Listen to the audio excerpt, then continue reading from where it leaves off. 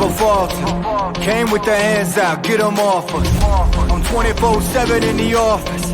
Pay attention cause I ain't repeating offers. Yeah, never met a man I've been scared of. Careful, you gon' get exactly what you asked for. Careful, whatever you bring me getting handled. I answer to no one, I don't need to hassle. Yeah, we ain't never fall back. Hold our ground where we at. What's happening, guys? Welcome in.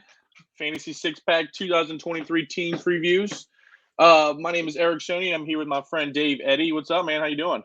Doing good, man. I love those intro videos. They are so awesome. Got me a little hyped up. I was dancing behind the scenes. Yeah.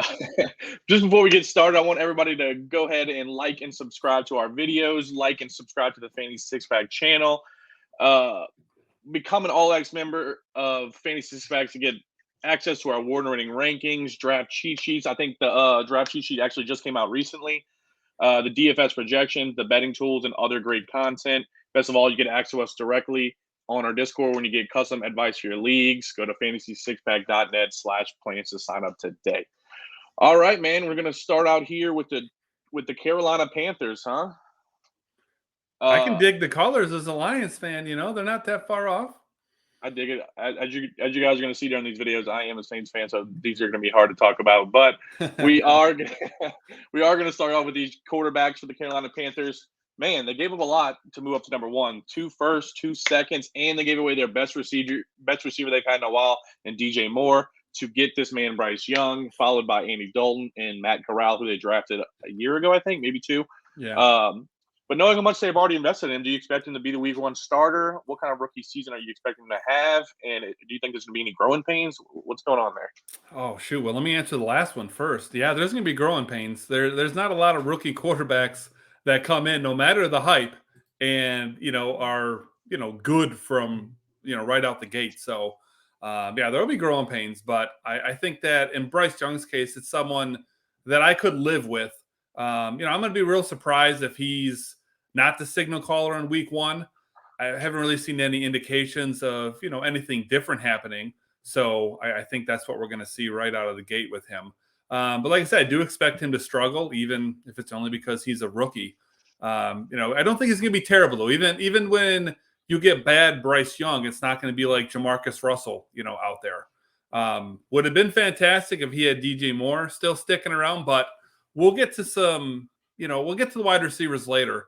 And I do think that there are some decent, NFL caliber receivers still left on this team for him to throw the ball to. Young, not going to finish as a QB1 this year. I would be absolutely shocked if that happened. But I do think you could, get a serviceable QB2 out of him. Could definitely do a lot worse than having Young as your, QB2 in redraft. Or, your second QB, obviously, in 2 QB leagues. I could live with that. Dynasty is a different story. Obviously, no doubt first-round pick there. You could take him as early as number 2 overall. I can't imagine anyone's not taking Bijan number 1. But, that's kind of where I'm thinking for Bryce Young. Yeah, being an LSU fan, I saw a lot of him playing in Alabama. He was pretty nice. I mean, he comparisons to Drew Brees. That's my guy. So yeah, that's fair. He's got some big shoes to fill. All right, man. We're gonna switch over to the running backs. They added a big guy, Miles Sanders, this year. He's been pretty good with the Eagles. You got Chuba Hubbard, Chuba, whatever one. I don't really. I think everybody says Chuba's funnier to say. Yeah, Chuba. I like that. Everybody says it differently. You got Raheem Blackshear and you got Spencer Brown. But like most running backs, Miles Sanders has struggled to stay healthy over the past couple of years. He only played in 12 games in 2020 and 2021. But last year he did play all 17 games. Dude's good when he plays. Do you expect him to stay healthy this year? And then with how Hubbard played last year and his after McCaffrey got traded, what kind of split in the backfield do you see? Well, not only did, he play all 17 games last year, which obviously is a feat, in of itself, but he had double-digit carries in all but one of those games. In the game he didn't have double-digit carries, he had 9. So it's not even that he was healthy, but he was, healthy and available and played. And obviously that's huge. I will tell anyone that the number one ability somebody can have is availability. So, even if you're only getting maybe 80% of what you expected to get from him, if he's out there for 17 games, you're in good shape. You're getting well over, what you would expect out of him. The one thing I will warn you, though, I mean, I'm not a huge Miles Sanders guy, to be honest with you, but, he was behind the best offensive line in football last year. So, I mean, that, probably helped take away some hits from him, definitely helped his production out. But obviously, he finds himself in Carolina now. And, I look at the running game here. It's kind of like the pressure, release valve to keep teams honest so that they can't just, blitz Young, at will. So they're going to need to be able to run the ball. So Sanders is going to have to stay healthy. Hubbard's going to have to stay healthy as well. But if I had to guess, I'd say very unlikely that he plays all 17 games. I would pretty much say that about any running back in the league. So probably, going to see closer to the 2020-21 version of Sanders by missing a few games. Ultimately, as far as, timeshare, I guess kind of, the default is about a 60-40, right? That's pretty much what most teams do. And I think Sanders is the better back than Hubbard, but I don't think he is like the superior back. So something in the 60-40 neighborhood is how I think that shakes out. Yeah, I agree. I think Miles Sanders is going to get all that he can handle. All right, well, moving on to the receivers. They did add a few guys, along with a couple outstanding guys that they already had. Adam Thielen, I've always loved him. They got DJ Chark and Terrence Marshall Jr., who both went to my LSU. You got Laviska Shenault Jr., who they traded for last year. They drafted Jonathan Mingo this year, I think, out of Ole Miss, and they got Shi Smith. They did trade away DJ Moore. That's their best guy and has been for a long time. But like I said, they did get a couple, I want to say in my eyes, wide receiver twos and Adam Thielen and DJ Chark. It's not a flashy backfield. I mean, a flashy wide receiver core. It's just not yet. Terrence Marshall has some ability to break out, but will they be good enough to give Bryce Young a shot to exceed expectation in his rookie year? So I remember doing a show with Michael Plant, and we were talking about the Houston Texans. And that was a wide receiver room that, I wasn't in love with, but that I liked. And I don't think a lot of people share the same feeling. I kind of feel the same way here about the Panthers. Again, not a group that I love, but I do like the room as a whole. I think they've definitely given, Bryce Young more than enough talent here to be successful. Chark and Thielen, both comparable as far as value is concerned, but they're, drastically different players. And, they're going to be falling right around the, wide receiver 60 range or so. Chark, he's going to be your deep threat, guy that's more likely to be, boom or bust, week to week, going to give you some, great highlight reel kind of plays. And then, Thielen, your prototypical kind of veteran, possession receiver, going to soak up a lot of short targets, going to go over the middle of the field, obviously be a huge red zone threat like he's been his entire career.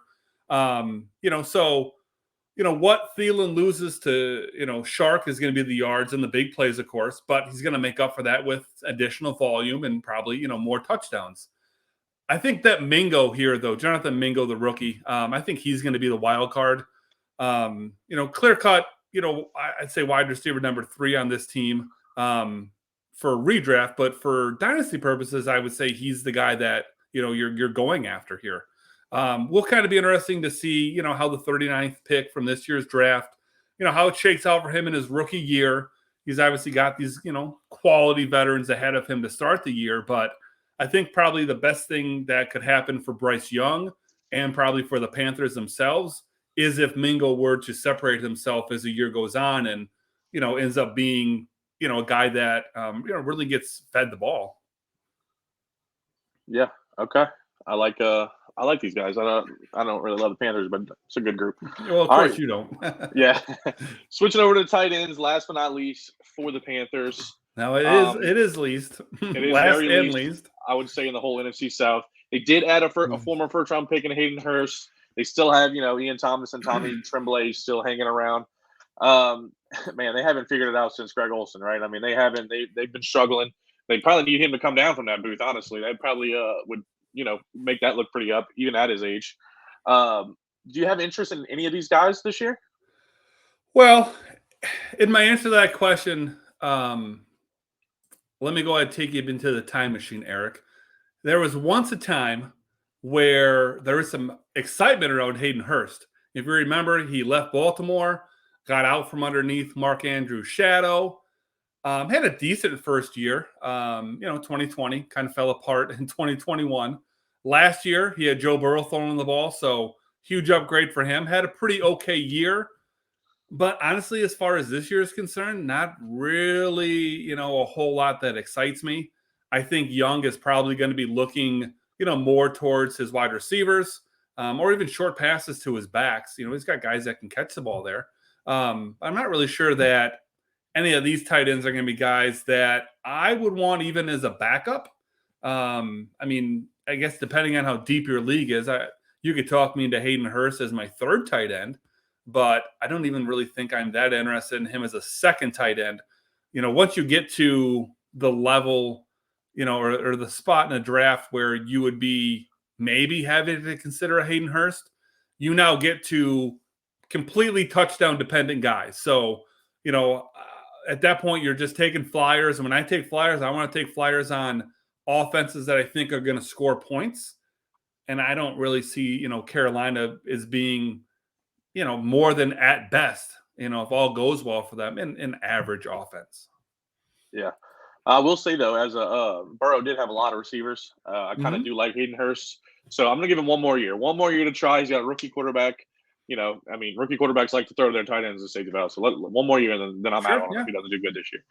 But wrapping up, Carolina Panthers 2023. Stay tuned. We will be reviewing the Falcons, Saints, and Bucks as well. Please subscribe to Fantasy Six Pack. And I think we're out.